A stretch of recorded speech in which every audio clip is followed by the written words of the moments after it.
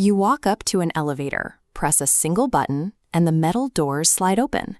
How did the lift know you wanted to go inside just because you touched a button?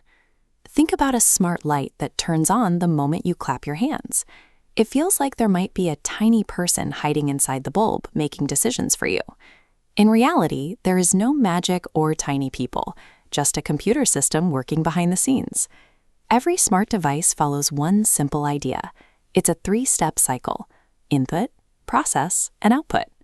Once you recognize this pattern, you can explain how almost any computer system on the planet actually functions. To do anything at all, a computer system first needs to know what's happening in the world. Without information coming in, what we call input, a computer is essentially blind and deaf.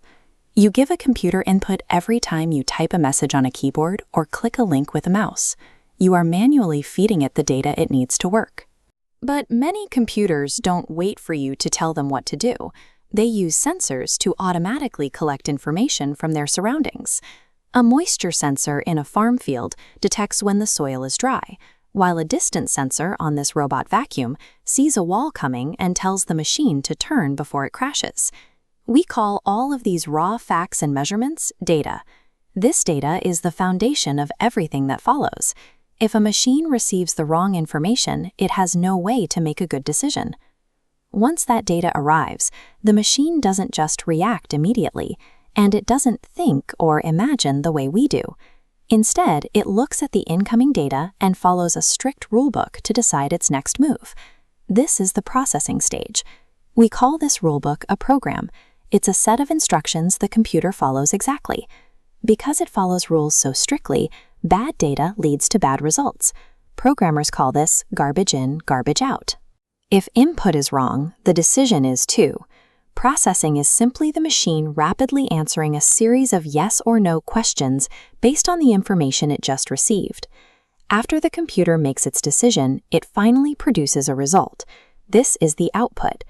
Sometimes the output is information for us to see or hear, like a photo appearing on a screen or a song playing through a speaker. But other times the computer needs to physically move something. It uses a device called an actuator, which acts like a mechanical muscle, to lift an object or turn a wheel. You can think of it this way: sensors are for collecting information, while actuators are for doing the physical work. The output is the tangible, real-world consequence of all that invisible processing. Let's see this cycle in action inside a sweltering office on a summer afternoon. The bright sun is out, and everyone inside feels the heat. First, the input. A temperature sensor detects the air has hit 35 degrees Celsius and sends that number to the computer.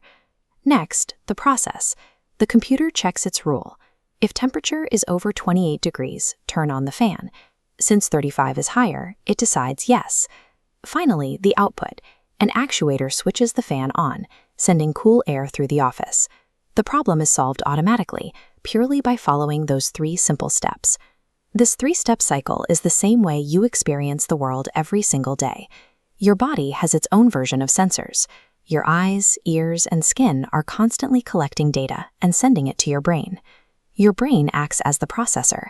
It takes all that sensory information and compares it to what you've learned before to decide what to do next. Your body provides the output. If your skin feels the heat of a hot pan, your brain processes the danger and tells your muscles to jerk your hand away. Whether it's a computer cooling an office or you reacting to a hot stove, the model is the same. The next time you see an automatic door open or a smartphone screen wake up, try to spot the sensors and actuators making it happen.